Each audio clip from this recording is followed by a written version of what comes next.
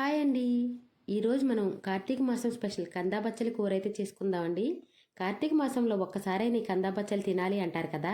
కార్తీక మాసం మొదలైనప్పటి నుంచి చేద్దాం అనుకుంటే ఈ రోజుకైతే నాకు ఇది చేయడానికి కుదిరింది. కందం తీసుకుని శుభ్రంగా కడిగి పైనున్న లేయర్ని తీసేసి ఇలా ముక్కల్లాగా కట్ చేసుకోండి.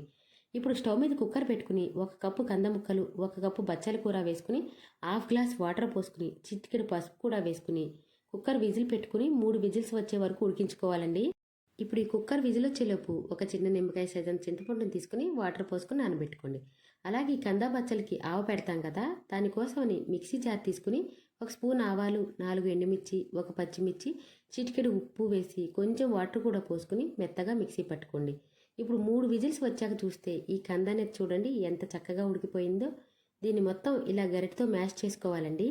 కందా బచ్చలి మొత్తం ఇలా మ్యాష్ చేసుకున్నాక ఇందులోకి మనం ముందుగా నానబెట్టి ఉంచుకున్న చింతపండుని రసం తీసుకుని ఇందులో పోసుకోండి. అలాగే రుచికి సరిపడా ఉప్పు, ఒక చిన్న బెల్లం ముక్క వేసుకొని, ఇది గట్టిగా ఉంది కాబట్టి ఇందులో కొంచెం వాటర్ యాడ్ చేసుకోవాలండి. వాటర్ యాడ్ చేసుకుని స్టవ్ ఆన్ చేసుకోండి. ఇప్పుడు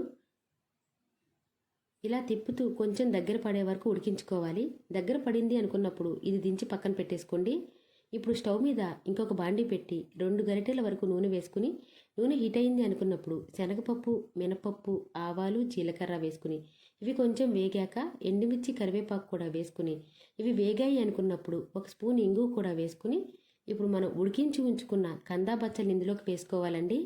వేసుకోగానే స్టవ్ అనేది ఆఫ్ చేయకూడదు.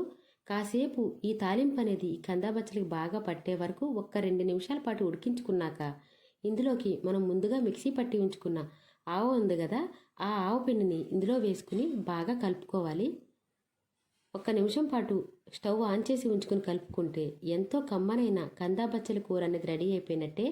నా వీడియో కానీ మీకు నచ్చితే లైక్ చేయండి, షేర్ చేయండి, సబ్స్క్రైబ్ చేసుకోండి.